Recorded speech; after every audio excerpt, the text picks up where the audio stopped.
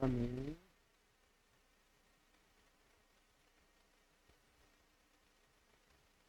Amém. Abra sua Bíblia, Evangelho de Lucas, capítulo 16. Deixa a sua Bíblia bem aberta, nós não vamos ler agora, mas nós vamos ler ao decorrer do sermão. Lembrando que Jesus continua caminhando para Jerusalém. Lucas vai narrando aí os episódios que aconteceram. E agora ele está num momento bem forte do ensino. E Jesus está ensinando através de parábolas. Então nós vamos refletir em mais uma parábola hoje. Na semana passada nós refletimos sobre a parábola do pai de alguém que busca o que estava perdido, né? Começou com a ovelha perdida, a moeda perdida e terminou com os dois filhos perdidos, né? Um longe de casa e o outro dentro da própria casa. E a pergunta que sai dessa parábola para nós hoje é essa: a quem você serve? É uma pergunta para nós essa. A quem você serve? Quem é Senhor da sua vida? A parábola começa... Eu coloquei no bolso. A parábola começa a nossa reflexão. Parece que não tem coisas muito certas ali. Eu até coloquei aqui o início. Será que isso está certo? Então eu queria te chamar para refletir. Não leia o texto agora. Acompanhe comigo o sermão. No momento certo nós vamos ler o texto. Eu quero que os irmãos tenham a mesma surpresa que os ouvintes de Jesus naquele momento tiveram, né? Então não leia o texto inteiro agora. Eu sei que você já leu essa parábola várias vezes, mas vá acompanhando o desenrolar dela para você ter a mesma surpresa que os discípulos e os fariseus e a multidão que estava acompanhando Jesus tiveram com Jesus contando essa história. Se a gente começar falando com coisas nossas aqui hoje, todos vocês já escutaram a famosa frase, né? O crime não compensa. A gente já não ouviu essa frase várias vezes? O crime não compensa. E no fundo, todos nós gostaríamos de acreditar que essa frase fosse uma verdade. A gente quer acreditar que quem faz o certo sempre vai receber recompensa, quem faz o errado sempre vai ser responsabilizado, vai ser punido por causa do que fez errado. Quando a gente vê um político corrupto sendo preso, logo a gente pensa, né? Finalmente a justiça foi feita. Quando uma empresa demite um funcionário que desviou dinheiro, nós dizemos, isso era o mínimo que deveria acontecer. Quando um atleta é pego no doping e perde o direito de competir, ou se já competiu e recebeu uma medalha, ele perde o direito da medalha, dificilmente alguém vai defender esse atleta. Sabe por quê? Porque dentro de cada um de nós existe um senso de justiça. Nós esperamos que a honestidade seja conhecida, mas também nós queremos com todas as forças que a desonestidade ela seja condenada. Agora imagina você ouvir uma história em que o homem desonesto é elogiado. Não apenas tolerado, não apenas perdoado, mas elogiado, enaltecido. Eu não queria dizer isso, mas eu acho que no Brasil a gente está rico de exemplos desse jeito, né? Políticos que foram condenados em várias instâncias da justiça por causa de corrupção que cometeu, e ao longo do processo as coisas vão acontecendo, pessoas vão interferindo, e no final da história, quem deveria estar pagando o seu crime, o seu roubo, o seu desvio, a sua corrupção, acaba voltando e ocupando cargos altos dentro do cenário e da política nacional. Qual que é a nossa reação quando a gente vê coisas desse tipo acontecendo? Provavelmente você diria, isso aí está errado. Ou então, será que isso está certo mesmo? Será que vale a pena o que está acontecendo? Foi exatamente essa a reação que Jesus quis provocar quando ele conta essa parábola que nós vamos refletir hoje. No capítulo anterior, Jesus respondeu aos fariseus contando as 3 histórias sobre aquilo que havia se perdido. Agora a conversa continua, mas o assunto muda. Na parábola do capítulo 15, o foco era na pergunta dos fariseus. Agora é um ensino para os seus discípulos. Se antes Jesus falou sobre pecadores sendo recebidos por Deus, agora ele vai falar sobre o relacionamento do discípulo com o Senhor da vida. O relacionamento dos discípulos com as riquezas. E mais uma vez, Jesus não responde. Não levanta a voz, não faz um discurso, ele conta a história. Uma história que parece contrariar tudo o que a gente acredita sobre a justiça. Mas cuidado! Se você chegar à conclusão antes de Jesus, provavelmente você vai chegar a uma conclusão errada. Por isso, faça o caminho que os primeiros ouvintes fizeram. Entre na história. Se sinta parte dela. Tente imaginar Jesus contando história na sua frente, tentando te ensinar sobre quem verdadeiramente deve ser o seu Senhor. Deixe que cada cena aumente a sua expectativa. E espere até que o próprio Jesus revele o verdadeiro sentido e significado da parábola. Porque no final, você descobrirá que essa história nunca foi apenas sobre um administrador infiel. Ela sempre foi uma pergunta muito mais profunda. A quem você serve? Quem é o Senhor da sua vida? Então a primeira coisa que Jesus faz é apresentar um homem que foi pego na sua própria trapaça. Vamos ler os 2 primeiros versículos aí. Acompanhe na sua Bíblia. Versículos 1 e 2 do capítulo 16 de Lucas. Jesus disse também aos seus discípulos: certo homem rico tinha um administrador. Um dia, ele recebeu uma denúncia de que esse administrador estava desperdiçando os bens dele. Então, chamando o administrador, Jesus disse: que é isso que eu estou ouvindo ao seu respeito? Preste contas da sua administração, porque você não pode mais ser o meu administrador. Então vamos lá, os versículos 1 e 2, o administrador é pego na sua própria falha. Jesus não perde tempo com apresentações. Ele simplesmente começa. Certo homem rico tinha um administrador. Nada é dito sobre o nome do homem, nem do homem rico, nem do administrador. A gente não sabe onde eles moravam, a gente não sabe qual que era o negócio desse homem, qual o negócio que o administrador administrava. Sabe por quê? Porque isso aí não importa. O foco da história nunca será o proprietário. Também não será a empresa. O foco será o administrador. E logo nós descobrimos 2 coisas importantes sobre ele aí. A primeira é que ele ocupava uma posição extremamente privilegiada dentro dos negócios daquele senhor. Ele era o homem número 1, o homem de confiança. Ele tinha tudo que era do homem sob os cuidados dele, sob a administração dele. Um administrador não era um empregado comum daquele homem, era alguém de confiança. Alguém que o homem o tornou procurador dele, que agia em nome dele, que fazia tudo como se fosse ele próprio que estivesse fazendo. Ele era esse homem de confiança.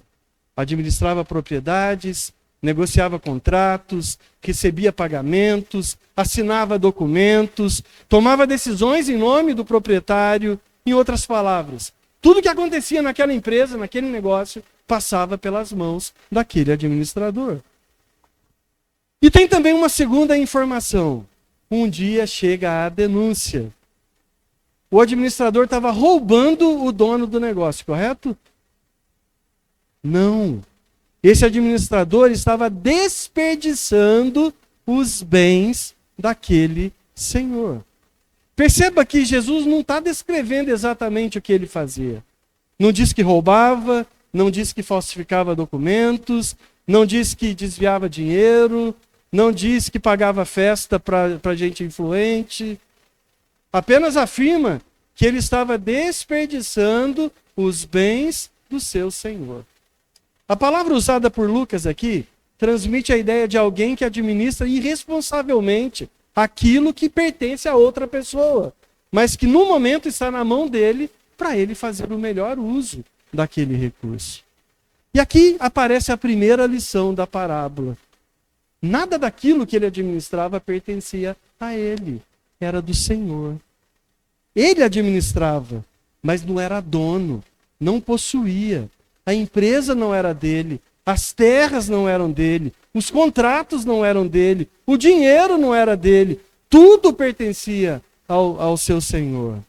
E talvez seja uma das maiores tentações do ser humano, confundir administrar com ser dono. Confundir ser mordomo daquilo que Deus coloca nas nossas mãos para cuidar, como sendo proprietário daquilo que não nos pertence. Acontece no trabalho, acontece na família, acontece na igreja, acontece na vida. A gente começa a agir como dono daquilo que Deus apenas colocou nas nossas mãos para cuidar. Se você não sabe ainda, eu vou contar um segredo para você. Você não é dona do seu marido. Marido, você não é dono da sua esposa. Pais, você não é dono dos seus filhos. Deus colocou graciosamente nas nossas mãos para a gente cuidar. Mas nós não somos proprietários. Você não é dono da sua casa. Você não é dono do seu salário. Você não é dono da sua saúde. Deus colocou algo nas nossas mãos para administrar. E uma coisa muito mais importante, você não é dono do seu tempo. Deus coloca nas nossas mãos 24 horas todos os dias para a gente administrar bem. Não para a gente gastar como se a gente fosse o dono do tempo. Só que a gente começa a agir como se a gente fosse o dono daquilo que Deus colocou apenas nas nossas mãos. Só que a história continua. O proprietário não envia um recado, não manda um advogado, não abre uma sindicância, não chama a polícia. Ele chama o administrador na sua presença para conversar. Imagina aquele momento de tensão. O sujeito pego na própria falha dele e agora ele é confrontado pelo Senhor, pelo dono verdadeiro da empresa. O coração acelera, as mãos suam, o homem começa a gaguejar, a mente começa a pensar em 1000 possibilidades. Talvez alguém tenha descoberto. Mas tem coisa que eu acho que não dá para descobrir. Tem coisa que está bem escondida que nem o Senhor vai conseguir descobrir. Talvez seja só um mal entendido. Talvez ainda tenha uma saída. Deixa ele falar. Vamos ver o que ele vai dizer. Só que basta ouvir as primeiras palavras do Senhor para perceber que tudo tinha se acabado. A pergunta foi: o que é isso que eu estou escutando ao seu respeito? Não é uma pergunta que busca informações. É uma convocação para prestar contas. A sentença já tinha sido dada. Preste contas da sua administração, porque você não pode ser mais o meu administrador. Em outras palavras, a casa caiu. Acabou. Não quero mais justificativas. Não adianta mais tentar me enrolar. Você perdeu a minha confiança. A partir de agora você vai deixar de ser o meu administrador. Você não vai administrar mais nada daquilo que é meu. Perceba que a parábola, ela muda completamente nesse instante. Até aqui, o administrador controlava a situação. Estava tudo na mão dele. Agora ele perdeu o controle. Até aqui ele administrava. Agora ele está sendo colocado contra a parede. Até aqui ele dava ordens. Agora é ele que tem que responder. E existe uma verdade da qual nenhum de nós vai conseguir escapar. Mais cedo ou mais tarde, todo administrador vai ser chamado para prestar contas. Essa é uma verdade que vale para a empresa, que vale para o governo, que vale para a família, que vale para a igreja, mas também que vale individualmente para cada um de nós. Porque, goste a gente ou não, nós administramos coisas que não pertencem a nós. O nosso tempo, a nossa saúde, a nossa família, os nossos recursos, os nossos dons e talentos, o nosso ministério, tudo isso não é propriedade nossa. Tudo isso pertence ao Senhor e foi confiado a nós. E um dia o verdadeiro dono também vai nos chamar para prestarmos conta. Ainda não é o momento de responder a pergunta da parábola. Jesus ainda está construindo a história. Mas uma coisa já ficou clara para nós. O maior problema daquele homem não foi ser pego. O maior problema foi esquecer que ele nunca foi dono, mas mesmo assim agia como se ele fosse o proprietário de tudo. Ele não era o dono, era apenas o administrador. Vamos continuar aí, mergulhando na parábola. Vamos ler os versículos 3 e 4 agora. Agora que ele está contra a parede, como fugir? Essa é a pergunta, né? Agora que eu fui pego, como fugir? E agora? Versículos 3. O administrador, então, se colocou a pensar: o que eu vou fazer agora que eu estou sendo demitido pelo meu patrão? Trabalhar? Eu não posso. De mendigar? Eu tenho vergonha. Já sei o que eu vou fazer para que quando for demitido, as pessoas me recebam em suas casas. Veja bem, olha para cá. Perceba que pela primeira vez na parábola, Jesus nos leva para dentro da cabeça do administrador. Agora a gente não está olhando a cena de fora. Agora Jesus nos coloca dentro da cabeça daquele homem. O que aquele homem está pensando? Até agora a gente viu o que aconteceu. Mas agora Jesus nos mostra o que está passando na cabeça daquele homem. Ele faz uma pergunta que em algum momento da vida todos nós já fizemos ou que nós ainda vamos fazer. A pergunta é a simples: e agora? O que eu faço? E agora? O que eu vou fazer? Essa não é apenas a pergunta de um administrador. Essa é a pergunta de alguém que ficou sem chão, que está perdido, que não sabe mais o que fazer. É a pergunta de quem percebe que o futuro chegou antes do que ele esperava. É a pergunta de quem descobriu que tudo o que faz não deu certo. Suas escolhas o alcançaram. As trapaças, a má administração agora chegou nele e ele tinha que prestar contas. E ele olha para frente e não enxerga a saída. Primeiro ele pensa no trabalho braçal. O que eu vou fazer agora? Trabalhar na terra? Ixi, eu não posso. Provavelmente já não tinha mais força para isso, né? O texto não fala, mas a gente não sabe a idade que esse homem tinha. Aí, depois que vê que não dá para trabalhar mais, ele pensa em outra saída. Quem sabe se eu virar mendigo, né? Se eu sair mendigando, pedindo esmola para a rua, isso aí também eu não posso. Eu tenho vergonha. Perceba a ironia dessas duas colocações que passaram na cabeça desse homem. Ele não teve vergonha de desperdiçar os bens do seu senhor, mas agora ele tem vergonha de pedir esmola.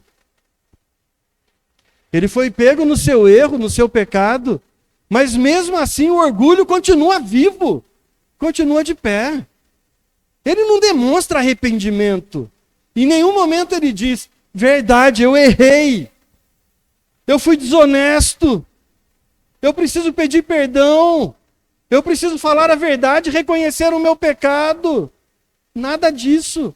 O que ele faz não é ficar preocupado com aquilo que ele fez. O que ele faz é ficar preocupado com o que vai acontecer com ele daqui para frente.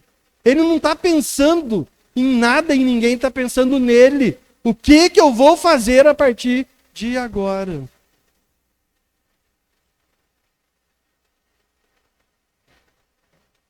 Aqui Jesus nos mostra algo bem interessante. As pessoas podem mudar de estratégias sem mudar a intenção do coração. Esse é um grande problema. podem abandonar um pecado, não porque se arrependeram, mas porque foram descobertas, foram pegas no que estavam fazendo. Podem abandonar um relacionamento ilícito porque foram expostas. Podem abandonar um esquema de corrupção porque não deu certo, porque alguém pegou. Podem até mudar de comportamento. Só que lá no fundo, no coração, permanece tudo do mesmo igual, do mesmo jeito, igual. Porque na realidade ele não se arrependeu. Ele está com medo do que vai acontecer dali para frente. Esse administrador não está quebrantado de verdade. Ele está encurralado, ele foi pego. E existe uma enorme diferença entre as duas coisas. O quebrantado, ele olha para Deus e diz: Senhor, eu pequei. Lembra do filho pródigo? Pequei contra o céu. Pequei contra o meu pai. Eu já não sou mais digno de ser chamado de filho. Mas eu sei que se eu voltar para o meu pai vai agir com misericórdia de mim. Nem que seja para eu ser mais um empregado da família dele, da fazenda dele. Mas eu não vou passar fome, porque eu sei que o meu pai vai me acolher. Mesmo que não seja como filho. Ele não ficou na fala. Ele voltou, ele agiu. Já o administrador encurralado aqui, ele olha para dentro dele mesmo e pergunta: e agora? O que eu faço daqui para frente? É exatamente isso que ele está fazendo. Ele continua pensando apenas em si próprio. Ele continua tentando salvar a própria pele. Ele continua procurando uma maneira de garantir o próprio futuro. Ele não está nem aí com os negócios do seu patrão. Ele não está nem aí com a retidão das suas atitudes. Ele está preocupado com ele mesmo. O que vai acontecer comigo daqui para frente? Até que de repente surge uma ideia. Eu já sei o que eu vou fazer. Aí a tensão muda. Mas ela aumenta. Jesus não revela imediatamente o plano daquele homem. Ele apenas diz que ele encontrou uma saída. E nós ficamos esperando. Qual será? Será que finalmente ele vai fazer a coisa certa? Será que finalmente ele vai reconhecer o seu erro e vai clamar por misericórdia e vai confessar e vai pedir perdão? É exatamente essa expectativa que Jesus quer criar contando a história. Na sequência, Jesus vai responder essa pergunta. E a resposta vai surpreender a todo mundo que estava presente ali. Vamos ver a resposta. O homem quer encontrar uma saída a qualquer custo. Olhe para a sua Bíblia, vamos ver dos versículos 5 até o versículo 7. Ele quer achar essa saída aí. A palavra de Deus diz o seguinte: tendo chamado cada um dos devedores do seu patrão, ele perguntou ao primeiro: quanto você deve para o meu patrão? Ele respondeu: 100 barris de azeite. Então o administrador disse: pegue a sua conta, sente-se depressa e escreva 50. Depois perguntou para o outro: e você, quanto deve? Ele respondeu: 100 sacos de trigo. O administrador lhe disse: pegue a sua conta, escreva 80. Finalmente, depois de afirmar que trabalhar na terra ele não podia, que mendigar ele tinha vergonha, finalmente o administrador tem uma ideia e vai colocar o seu plano em prática. Jesus não disse que ele pensou muito. Ele não convocou uma reunião, ele não pediu autorização para o dono do negócio, ele simplesmente sai agindo imediatamente. E há um detalhe bem interessante aqui no texto. O administrador manda chamar os devedores do seu patrão, um por um. Tudo acontece discretamente, rapidamente, sem levantar questionamento, sem alarde. Aí chega o primeiro, e ele olha para o primeiro devedor do seu patrão e pergunta: quanto que você está devendo para o meu patrão? Eu devo 100 barris de azeite. Irmão, 100 barris de azeite é uma dívida enorme. O administrador pega o contrato e diz: senta aqui depressa, pega a caneta aí, risca 100 e escreve que você deve só 50. Lucas faz questão de registrar essa palavra, depressa. Sabe para quê? Porque não tinha tempo para pensar. e muito menos tempo para perder. Ele sabia que ele estava encrencado, que ele estava demitido. Ele sabia que a sua administração tinha chegado ao fim, então ele tinha que agir de uma forma muito rápida naquilo que ele estava fazendo. Cada minuto contava. Então ele manda o homem reescrever o contrato. De 100, cai para metade, passa para 50. Desconto de 50%. O devedor deve ter pensado, que notícia maravilhosa. Talvez até tenha imaginado que o proprietário estava sendo extremamente generoso, né? Só que na sequência chega o outro, faz a mesma pergunta. A resposta é 100 sacos de trigo. Mais uma vez o contrato é alterado. Agora a dívida passa para 80. Jesus não explica o motivo dos descontos. Também não nos diz o que os devedores pensaram. E muito menos se eles aceitaram o acordo. Porque não é o foco aqui da parábola. O foco está no administrador. Ele encontrou uma maneira de transformar devedores em parceiros, em aliados. Pessoas que dali em diante se sentiriam em dívida com ele. Se um dia ele batesse na porta daquelas pessoas, certamente ele seria bem recebido. Talvez ele pudesse dizer, né? Semana que vem eu estou na rua e vou precisar de emprego. A hora que eu bater na porta daquele sujeito, eu vou falar, tá vendo? Eu consegui 50% de desconto. Você vê como é que eu sou um bom administrador? Deixa eu trabalhar para você. Não sei, o texto não está dizendo isso. Mas ele pode muito bem ter pensado. Mas perceba o que está acontecendo aqui. O homem acabou de descobrir que vai perder o emprego, mas continua pensando em quem? Nele próprio. Tudo o que faz tem um único objetivo: garantir o seu próprio futuro. Meus irmãos, isso é um fato mais do que comum. As pessoas são capazes de usar toda a sua inteligência, criatividade, energia para garantir um futuro nos negócios, no trabalho, na vida, nas coisas que são temporárias, mas raramente demonstram o mesmo empenho em relação a coisas que são eternas.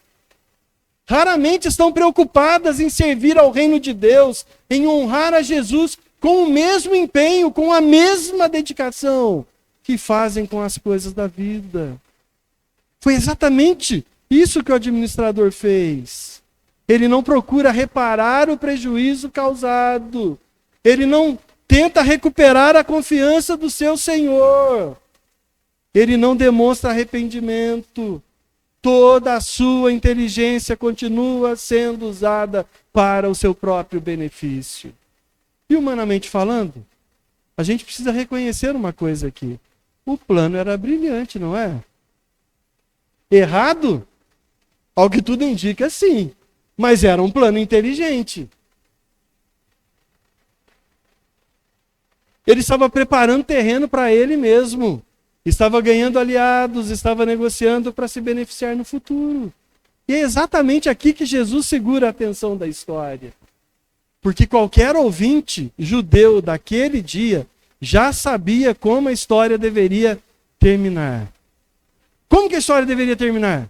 O proprietário descobre tudo, fica ainda mais indignado, expulsa aquele homem de uma vez por todas diante dele. É isso que a gente também espera, não é? É isso que faz sentido aqui na história. Todo mundo quer ver o infrator se dando mal, né? Todo mundo quer ver.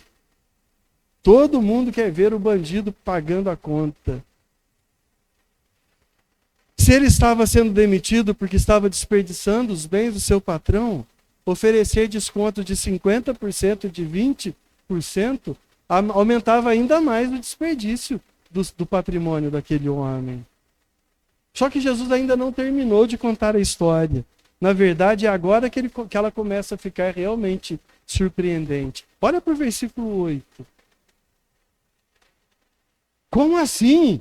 Talvez seja a pergunta de quem estava escutando a história, e a pergunta sua e a minha. Vamos ver o versículo 8. E o patrão elogiou o administrador infiel por sua esperteza. Sabe por quê? porque os filhos do mundo são mais espertos na sua própria geração do que os filhos da luz. Como assim? Impressionante essa construção de Jesus aqui. O patrão, em vez de mandar o sujeito embora e punir ele, o patrão ainda elogia o administrador infiel por causa da sua esperteza, dizendo que é assim mesmo que a coisa funciona. Os filhos do mundo são mais espertos na sua própria geração do que os filhos da luz. Esse é o momento mais surpreendente da parábola. Até aqui, qualquer ouvinte já sabia como a história deveria terminar. O proprietário já descobriu tudo, já chamou novamente o administrador, mas só que para dizer uma coisa que contraria a expectativa de todo mundo. E a atitude do seu senhor foi inesperada. Em vez de punir, ele elogia o administrador infiel, porque ele havia sido esperto. Como assim? Foi exatamente essa pergunta que passou pela cabeça daqueles ouvintes de Jesus. E provavelmente a mesma pergunta que pode estar passando na sua cabeça agora. Né? Jesus está elogiando um homem desonesto. Está dizendo que os fins justificam o meio. Tudo vale a pena se você vai ser feliz no final. É isso que Jesus está dizendo? Não. Jesus está ensinando para nós aqui. Jesus não está dizendo que vale a pena ser corrupto quando isso traz benefícios. É claro que não. Aliás, basta continuar lendo a parábola para perceber que Jesus condena a infidelidade e exige fidelidade dos seus discípulos. Então por que ele faz esse elogio? Porque o elogio não foi a sua desonestidade, foi a sua prudência. Aquele homem percebeu uma coisa, o tempo estava acabando. Ele sabia que tinha poucas horas como administrador e decidiu usar o tempo que ainda lhe restava para preparar o seu futuro. Foi isso que chamou a atenção do proprietário, não a fraude, mas a capacidade de agir enquanto havia ainda oportunidade. E é exatamente nesse ponto que Jesus olha para os seus ouvintes e faz a comparação inesperada. Porque os filhos desse mundo são mais hábeis na sua própria geração do que os filhos da luz. Que afirmação forte Jesus faz. Jesus está dizendo, irmãos, que muitas das vezes aqueles que vivem apenas para esse mundo demonstram muito mais planejamento, muito mais dedicação, muito mais criatividade, muito mais empenho para conquistar objetivos temporários do que os filhos de Deus demonstram para investir no reino de Deus, naquilo que é eterno. Que Jesus está dizendo que se os filhos da luz fossem tão prudentes em agir assim para o reino de Deus, seria muito melhor do que o infeliz que faz tudo isso para investir aqui nessa terra. Pense nisso. Quantas pessoas trabalham incansavelmente para conquistar um patrimônio que um dia vai ficar para trás? De novo aquela expressão, caixão não tem gaveta, né?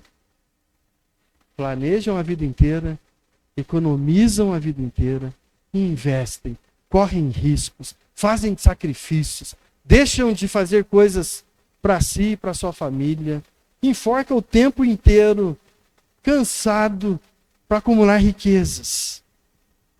Tudo por alguns anos a mais de conforto. Olhe para a sua própria vida nessa semana que passou.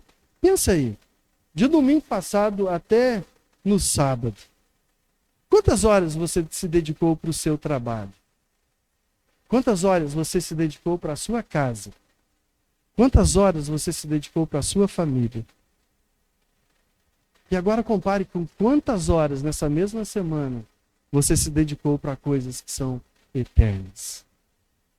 Quantas horas você se dedicou para ler a Bíblia?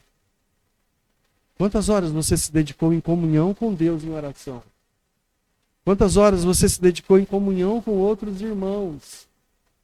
Quantas horas você se dedicou para o reino de Deus? Nossa dedicação ela é inadiável quando se trata das coisas dessa terra. Mas nós sempre tratamos as coisas eternas como sendo que dá para fazer depois. dá para esperar. Dá para fazer amanhã. Jesus não está dizendo que trabalhar, cuidar da família, administrar os bens seja errado. Jesus não está dizendo isso. Pelo contrário, Jesus está até elogiando o infiel que administra melhor do que o filho da luz. Tudo isso faz parte de uma boa mordomia das coisas que Deus nos confiou. O problema, irmãos, começa quando a gente investe toda a nossa inteligência, toda a nossa energia, todo o nosso planejamento naquilo que passa, enquanto naquilo que é eterno, a gente fica deixando sempre para depois. Quanta gente que é brilhante no seu emprego, trabalha 10, 20 anos numa mesma empresa e sempre é elogiado. Mas quando coloca alguma tarefa que vai servir a comunidade, que vai servir a igreja na mão dele, ele enrola, ele não dá resultado, ele não responde, ele fala que não tem tempo, e quando ele faz de qualquer jeito. É isso que Jesus está confrontando aqui. Quando nós não medimos esforços para fazer as coisas desse mundo, mas a gente fica adiando, colocando de lado tudo que é importante, tudo que é urgente. Só o serviço para Deus que vou fazer quando e se sobrar tempo. É isso que Jesus está confrontando aqui. O discípulo fiel não abandona as suas responsabilidades nessa terra. A palavra de Deus fala que é para trabalhar para o outro como se nós estivéssemos trabalhando para Deus. A palavra de Deus nos motiva nesse sentido. O discípulo fiel não faz as coisas de qualquer jeito. Ele aprende a viver, só que sem perder de vista coisas que são eternas. A prioridade tem que ser o Senhor e não as coisas dessa vida.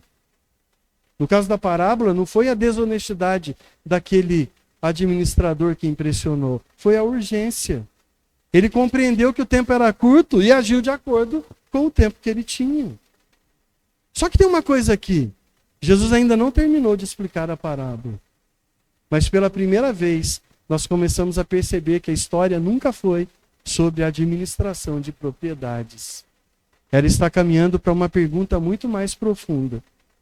O que nós fazemos com aquilo que Deus colocou nas nossas mãos? Com aquilo que está conosco, mas que definitivamente não é nosso. Sabendo que um dia todos estarão diante do tribunal de Deus e deverão prestar conta por aquilo que fez ou por aquilo que deveria ter feito. Vamos ver o final da parábola aí, versículos 9 até o 13. Versículos 9 e 13.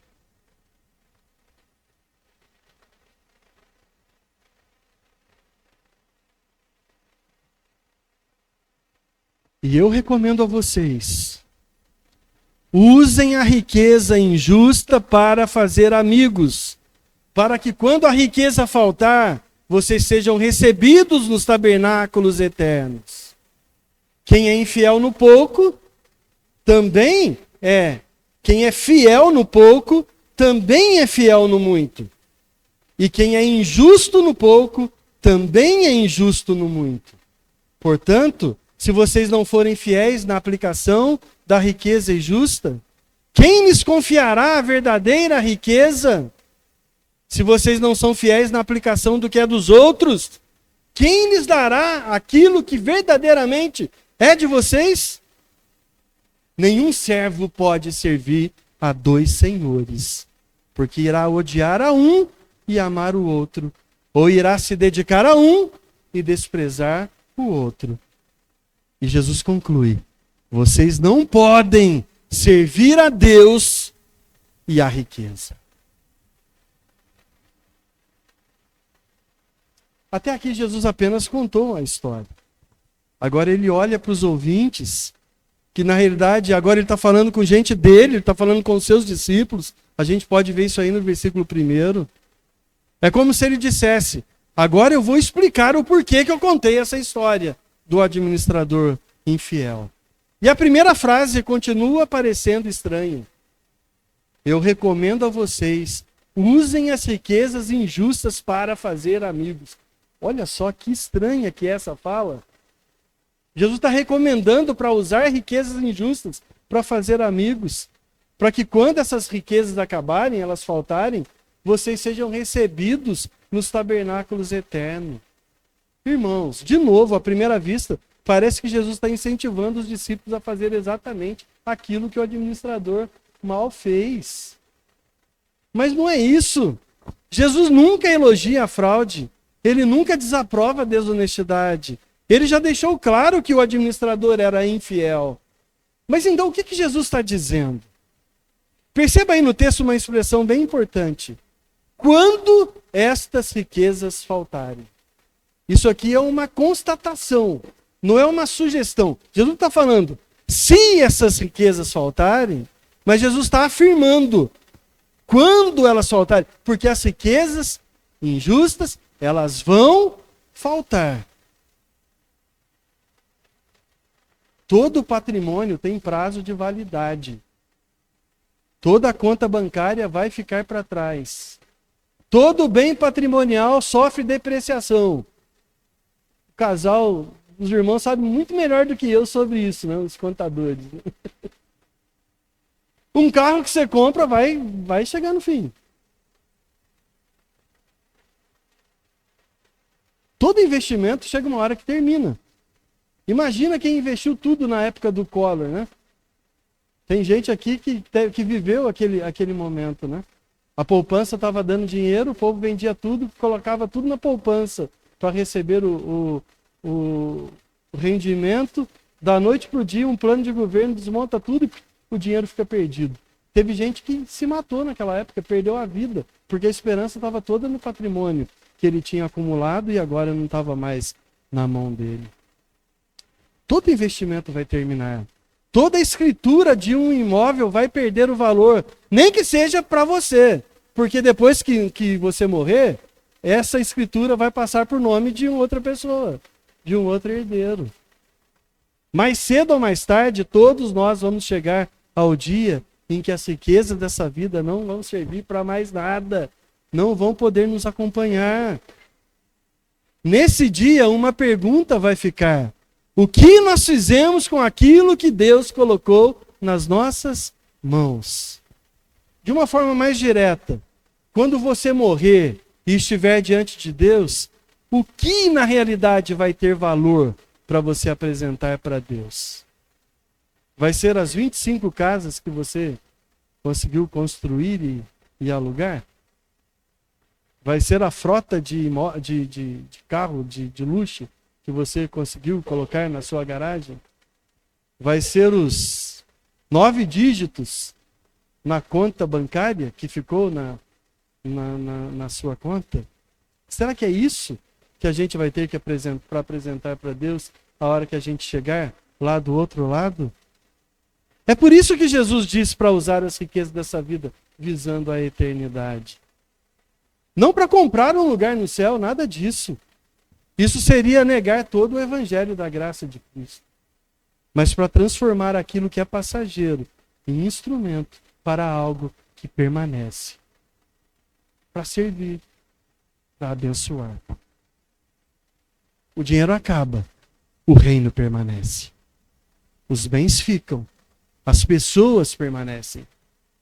O patrimônio passa, a obra de Deus permanece. Jesus está mudando completamente a nossa perspectiva. O problema nunca foi possuir recursos, não é isso. O problema não é ter coisas nessa terra.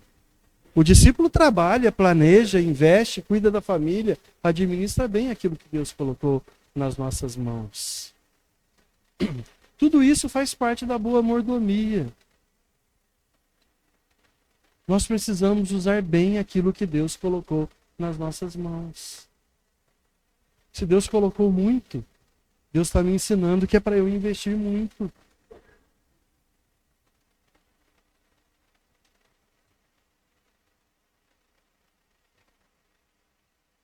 A nossa esperança não pode estar naquilo que um dia vai se perder. O nosso coração não pode estar preso naquilo que um dia vai acabar. A nossa esperança tem que estar em Cristo e no reino de Deus, porque esse prevalecerá para sempre. É por isso que Jesus continua. Quem é fiel no pouco, também é fiel no muito. Quem é injusto no pouco, também é injusto no muito.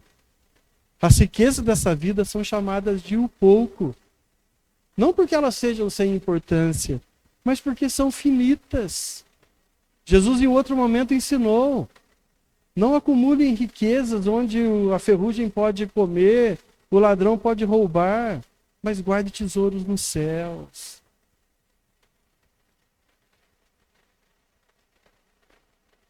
O apóstolo Paulo, em 1 Coríntios, capítulo 2, versículo 9, ele escreve o seguinte: mas como está escrito, nem olhos viram, nem ouvidos ouviram, nem jamais penetrou em coração humano o que Deus tem preparado para aqueles que o amam. A nossa imaginação não chega perto de vislumbrar aquilo que Deus tem preparado para nós. A gente fica olhando para coisas inúteis dessa terra e se esquece de olhar para algo que é muito maior, que é muito mais rico, que é muito mais poderoso do que estar na presença de Deus por toda a eternidade.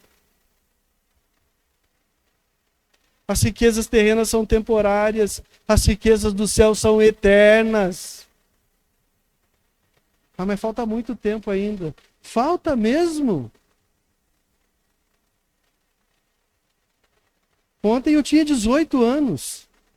Hoje eu tenho 48. Quem garante que eu chegue no 49?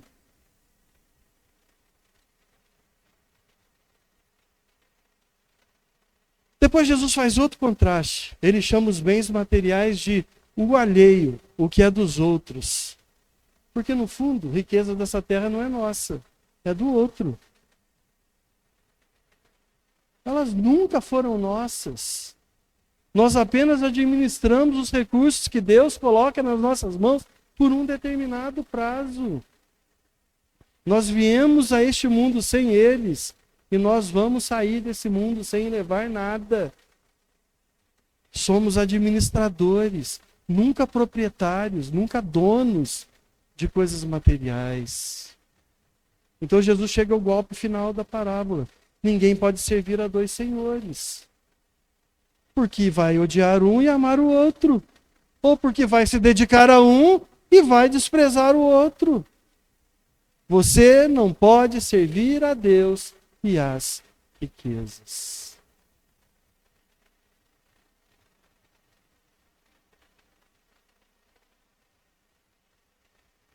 Agora entendemos. A parábola nunca foi sobre o administrador desonesto. Nunca foi sobre contrato, nunca foi sobre desconto, nunca foi sobre administração financeira. Sempre foi sobre senhorio. A pergunta nunca foi: quanto dinheiro você tem? A pergunta sempre foi: quem é dono do seu coração? Quem domina a sua vida? Quem controla a sua vida? Porque na realidade, meus irmãos, a maneira como administramos aquilo que Deus nos confiou revela a quem verdadeiramente nós servimos. Não é a minha resposta que vai contar, é a atitude. O jeito que eu administro aquilo que Deus me confiou vai revelar a quem verdadeiramente eu sirvo. Quem vive só pensando em dinheiro, só pensando em coisas dessa terra, está mostrando na realidade que quem governa o coração dele não é Deus, é o dinheiro. Quem não é apegado com nada dessa terra e tem muita coisa e não faz questão de servir, de ajudar, de ser o primeiro a tomar iniciativa, de doar coisa que tem, de socorrer alguém que está necessitado. Ele está demonstrando que não é a riqueza, mesmo tendo riqueza, não é a riqueza que está governando o coração dele. Quem governa o coração dele é o Senhor. Por causa disso, ele é generoso. Ele faz questão de abençoar.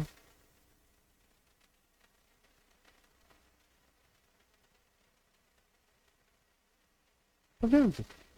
Até a forma como nós contribuímos para o reino de Deus durante os meses mostra quem governa o nosso coração.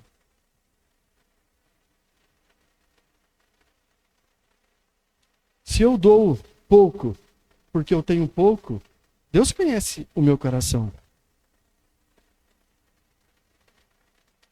Se eu dou muito e tenho pouco, e está fazendo dificuldade na minha casa, eu estou entrando em problemas, porque eu estou doando muito, porque eu estou querendo doar muito, e o meu coração está falando que eu quero dar esse dinheiro só para mostrar alguma coisa, eu estou errado também.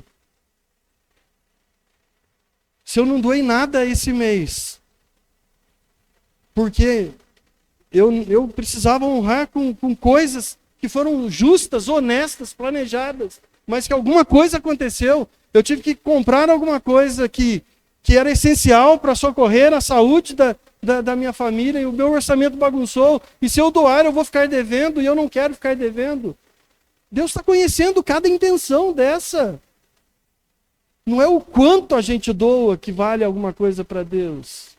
É o desapego do nosso coração.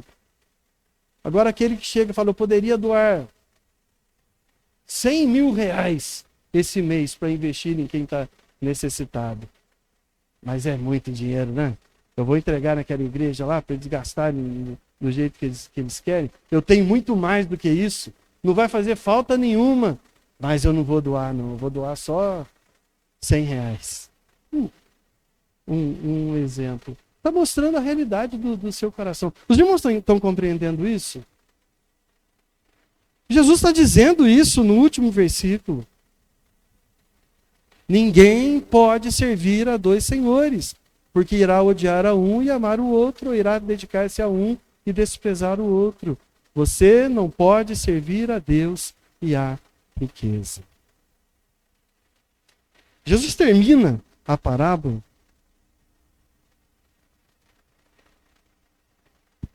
mas a história não acaba. Porque agora o administrador deixa de ser a personagem principal para dar lugar a cada um de nós. Jesus quer falar comigo e com cada um dos irmãos. Porque agora o patrimônio não vale mais coisa. O que vale é onde está o meu coração. Ao longo da história, nós acompanhamos um homem que recebeu uma responsabilidade e desperdiçou o que lhe foi confiado. Foi chamado para prestar contas, não se arrependeu, percebeu que o tempo estava acabando e fez de tudo que podia para preparar o seu futuro. Então Jesus chega agora diante de nós e nos pergunta: e você?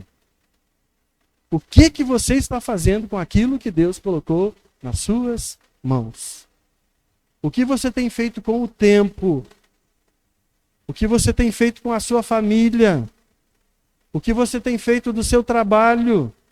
O que você tem feito com os seus dons? O que você tem feito com os seus recursos? O que você tem feito com o seu ministério? Irmãos, nada disso pertence a nós. Tudo isso pertence a Deus e foi confiado para nós. E um dia, assim como aquele administrador, nós também vamos ouvir a voz do verdadeiro dono, do verdadeiro Deus. Nesse dia, Deus não vai perguntar quanto que você conseguiu acumular. Deus não vai perguntar qual que foi o saldo da sua conta, quantos imóveis você deixou. A pergunta é muito mais profunda. A pergunta é: a quem você serviu enquanto você estava lá do outro lado, lá na terra? Porque ninguém consegue servir a dois senhores.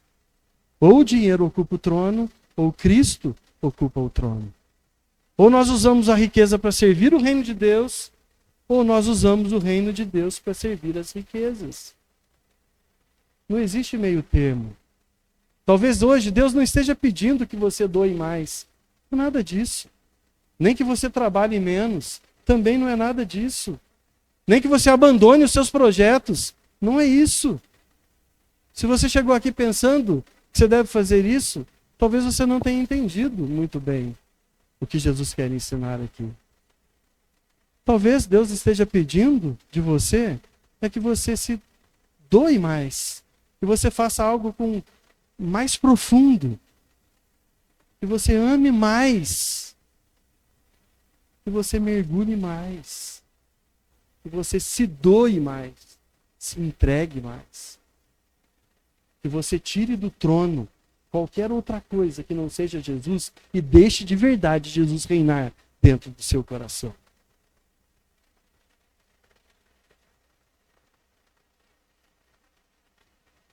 Talvez Jesus quer que, antes que Cristo volte, nós devolvamos a Ele o verdadeiro tesouro. Que o reino volte a ser a nossa maior prioridade. Que a eternidade volte a orientar as orientações da nossa caminhada de vida. Porque vai chegar o dia em que as riquezas vão faltar. Vai acabar. Vai chegar o dia que o trabalho vai terminar. Quanta gente que eu vejo que... Eu lidei com profissionais que tentaram suicídio quando eles se aposentaram. Porque, principalmente quando se trata de uma carreira militar, o sujeito entra para a reforma, ele tem que deixar o trabalho, ele não pode continuar na ativa mais, ele não sabe mais o que fazer da vida. E aí a vida perde o sentido.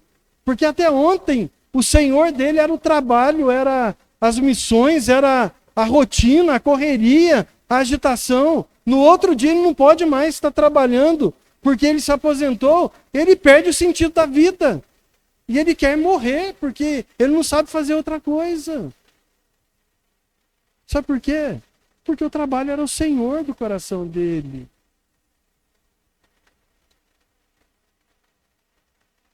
Cristo vai permanecer para sempre. E somente aquilo que foi vivido para Jesus vai ter valor eterno. Por isso, antes de sair daqui, responda sinceramente a pergunta que Jesus fez por meio dessa parábola. A quem você serve? Amém? Vamos orar? Obrigado, Senhor, pela tua palavra. Obrigado, Senhor, por nos desafiar mais uma vez. Ajuda, Senhor, a nossa mente, o nosso coração a se direcionar para as coisas certas, para o foco certo, para o objetivo certo. Senhor, ajude-nos, ó Pai, a não sermos gananciosos e querendo mais e mais e mais e mais, e ao mesmo tempo que a gente coloca as coisas que são eternas de lado. Cuida, Senhor, a começar do meu coração. Cuida do coração de cada um dos seus filhos. Cuida da tua igreja.